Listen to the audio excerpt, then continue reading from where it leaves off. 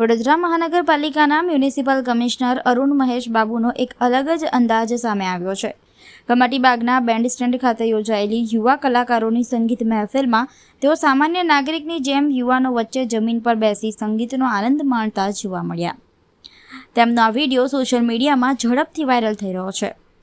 વડોદરાના Kamati Baug band stand ખાતે યોજાયેલી સંગીત મહેફિલમાં મ્યુનિસિપલ કમિશનર અરુણ મહેશ બાબુએ અચાનક હાજરી આપી હતી।